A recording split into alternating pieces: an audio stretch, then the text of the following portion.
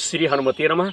श्री गुरुचरण सरोज रज निज मन मुकुर सुधार, वर्ण और रघुबर बिमल जस जो दायक फलचार।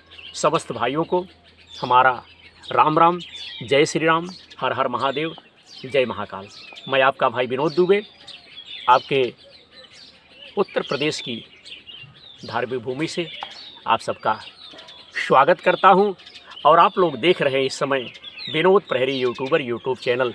और इस समय हम अपने भाइयों को सर्ग नंबर 18 श्री मद वाल्मीकि रामायण के माध्यम से भगवान श्री रामचंद्र जी से बिछड़ी हुई देवी सीता से संबंधित कुछ जानकारी इस वीडियो के माध्यम से शेयर करने का प्रयास कर रहा हूं। देवी सीता की पता लगाने, खबर लेने हनुमान जी इस समय लंका में पहुँचे हुए हैं। और किस प्रकार से क्या हनुमंतलाल जी देवी सीता से मिलने के लिए, उन राक्षसियों से बचने के लिए कौन सा तरकीब, उपाय यत्न करते हैं, इस सर्ग में हम अपने भाइयों को बताने का प्रयास कर रहा हूं। आज का विषय है अपनी स्त्रियों से घिरे हुए रावण का अशोक वाटिका में आगमन, हनुमान जी का रावण को देखना। जय जय श्री सीताराम। भैया, इस प्रकार फूले हुए वृक्षों से सुशोभित उस वन की शोभा देखते और विदेह नंदिनी सीता का अनुसंधान करते हुए हनुमान जी, बजरंगबली की, हनुमान जी की सारी रात भैया बीत चली। केवल एक पहर बाकी था। रात के उस पिछले पहर में 6 अंगों सहित संपूर्ण वेदों के विद्वान तथा श्रेष्ठ यज्ञों द्वारा यजन करने वाले ब्रह्मा राक्षसों के घर में वेद पाठ की ध्वनि होने लगी, जिसे हनुमान जी ने सुना कि लंका में वेद पाठ की ध्वनि हो रही है। तदंतर मंगल वाद्यों तथा श्रवण सुखद शब्दों द्वारा महाबली महाबाहु 10 मुख रावण को जगाया गया। वो सो रहा था। जागने पर महान बलशाली एवं प्रतापी राक्षस राज रावण ने सबसे पहले विदेह नंदिनी सीता का चिंतन किया। उस समय नींद के कारण उसके पुष्पहार और वस्त्र अपने स्थान से खिसक गए थे। जो कुछ वस्त्र वगैरह, फूल वगैरह पहने हुए थे लंकापति, वो अपने स्थान से इधर उधर हो गया था। वह मदमंत निशाचर, काम से प्रेरित हो, काम के वशीभूत हो, सीता के प्रति, मैथिली के प्रति अत्यंत आसक्त हो गया था। अतः उस काम भाव को अपने भीतर छिपाए रखने में वह असमर्थ हो गया। काम की तीव्रता उस निशाचर के अंदर साथियों ज़्यादा जागृत हो गई। उसने सब प्रकार के आभूषण धारण किए और परम उत्तम शोभा से संपन्न हो उस अशोक वाटिका में वह प्रवेश किया। खूब अच्छा पहन करके वह प्रवेश किया, जो सब प्रकार के फूल और फल देने वाले भांत भांत के वृक्षों से सुशोभित थी। नाना प्रकार के पुष्प उसकी शोभा बढ़ा रहे थे। बहुत से सरोवरों द्वारा वह वाटिका से घिरी हुई थी। सदा मतवाले रहने वाले परम अद्भुत पक्षियों के कारण उसका विचित्र शोभा होती थी और बड़ा भैया विचित्र थी।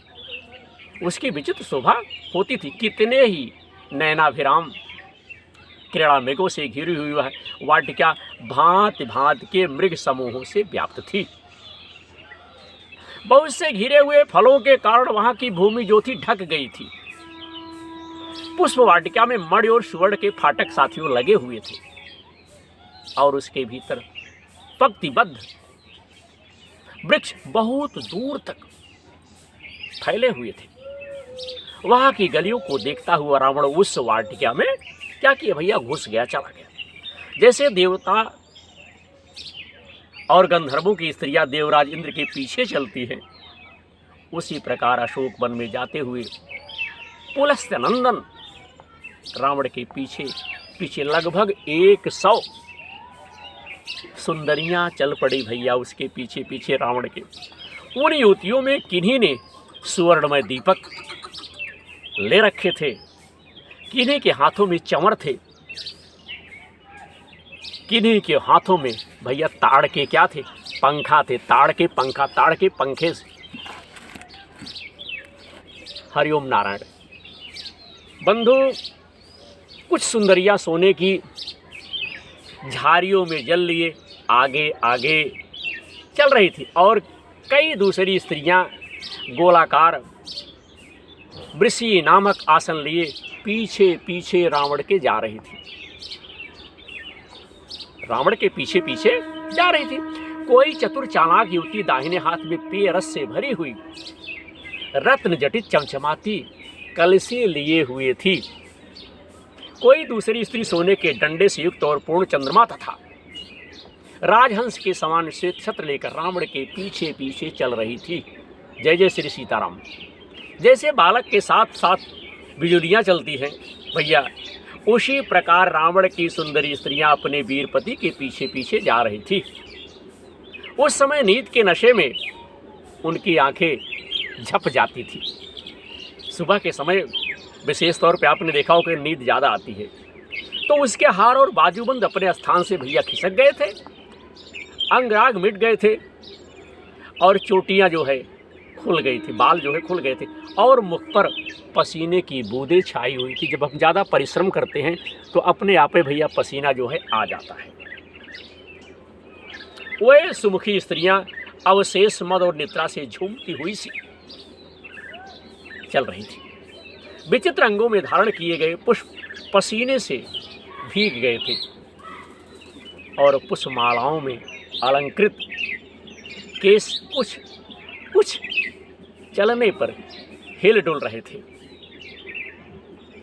जिनकी आंखें मदमंद बना देने वाली थी, वह राक्षस की प्यारी पत्नियां, स्त्रियां, नारियां अशोक वन में जाते हुए पति के साथ बड़े आदर से और अनुराग पूर्वक जा रही थी। उन सबका पति महाबली मंद बुद्धि रावण काम के अधीन हो रहा था। वह सीता में मन लगाने या मन लगाए मंद गति से धीरे धीरे चला जा रहा था और तमाम लोगों के साथ जब धीरे धीरे जा रहा था अद्भुत शोभा पा रहा था। साथियों, उस समय वायुनंदन कपिवर हनुमान जी ने उस परम सुंदरी रावण पत्नियों की करधनी का कलनाद आवाज और नूपुरों की झनकार सुनी। साथियों, साथ ही अनुपम कर्म करने वाले तथा अचिन्त्य बल पौरुष से संपन्न रावण को भी कपिवर हनुमान जी ने, बजरंगबली ने देखा। हनुमान जी ने, जो अशोक वाटिका के द्वार तक आ पहुंचा था। उसके आगे आगे सुगंधित तेल से भीगी हुई और स्त्रियों द्वारा हाथों में धारण की हुई बहुत सी मसाले जल रही थी, जिनके द्वारा वह सबोर से प्रकाशित हो रहा था। वह काम दर्प और मंद से युक्त था। उसकी आंखें टेढ़ी, लाल और बड़ी बड़ी थी। वह धनुष रहित साक्षात कामदेव के समान जान पड़ता था। उसका वस्त्र मथे हुए दूध की फेन की भांति सफेद था, बड़ा सफेद उसका वस्त्र था, निर्मल और उत्तम था। उसमें मोती के दाने और फूल टके हुए थे।